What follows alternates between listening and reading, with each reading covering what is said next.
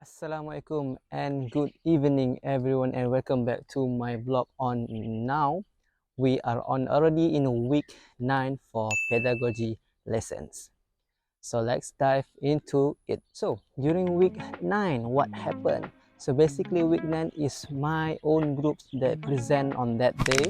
So basically our group make a present a topic regarding about contextual learning. So what is the meaning of contextual learning? Contextual learning is teaching methods that helps students understand information by relating it to a real world situation.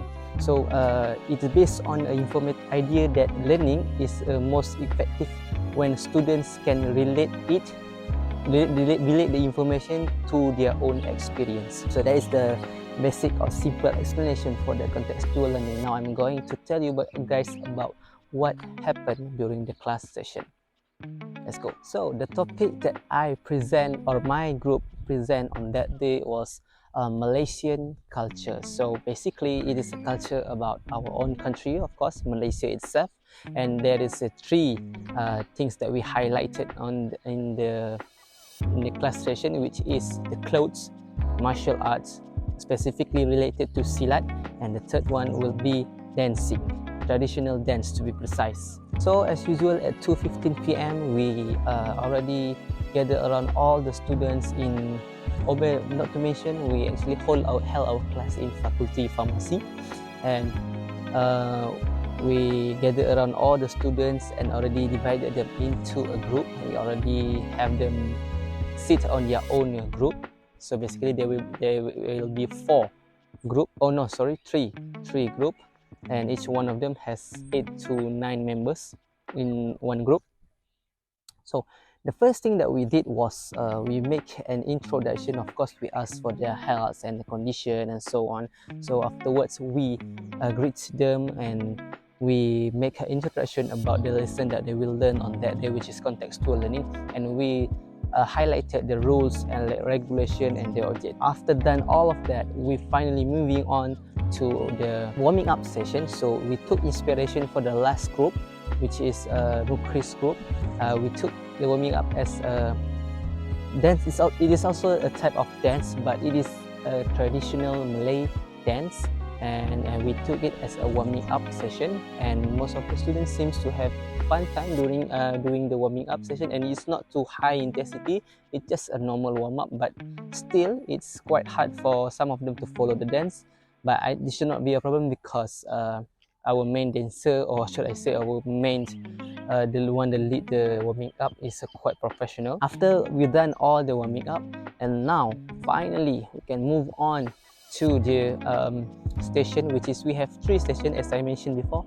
The first station will be the clothes, the traditional clothes. The second one is traditional dance, and the third one is martial arts, which is silat, which is conducted by me, and the red cloth was conducted by teacher Anis, and the dancing station was conducted by teacher Sherti. So what happened was they have to move in counterclockwise. So once this group is done to the station, they must move on to the next station, and it's keep repeated simultaneously until all of those three groups has done all of three stations. So one station requires about 4 to 5 minutes in each station. So basically what I did was I explained to them about silat martial art, which is involving the cloth itself, the uniform of silat, the weapon of silat, which is keris, and the third one is the technique of basic silat use, which is kicking and punching. So most of them has a chance to try it. They even have a chance to punching the target, or should I say punching back a target. They were given a chance or opportunity to try the power of the speed of themselves, and then they can get to know and learn about uniform silat, what it is made of, and what is the purpose of the keris and so on. So in the clothes station, they managed to learn three clothes, which is Malay, India, and Chinese clothes. And in the dancing station, they managed to learn a few things, which is a few dance that they can learn, which is from Sabah itself and from Malay, Zapain, and Chinese and India. And each of the station, the group that can done the most, can show us the most presentation, will be rewarded with money, which is we will given them 50 ringgit, 20 ringgit, and 100 ringgit, but it's not a real money, it's just like a coupon ticket, something that we made by ourselves. Once all of that is done, and finally they get to drink, and we give them some snacks, and afterwards, once we have done all the station, we finally move on to the cooling down station, which is our cooling down is quite unique because our cooling down is basically a Tai Chi. So me and teacher Sherti basically did a Tai Chi as a cooling down, and most of them seems to have fun and happy and satisfied with our cooling down. And all of that is done, finally we move on to the net rewarding system, and the group with the highest, with the better score, has to present to us on what kind of dance that they have learned. Oh, not to mention, we also have a cheer team, but we decided to make we call it as a strike a pose. So every group members has to strike a pose of a dance, and all the three of them has wonderfully did it very well, and we are most likely satisfied, proud with them all.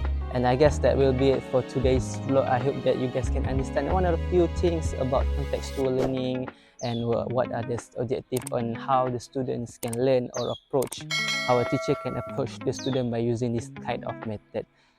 I see you guys in the next video. Assalamualaikum.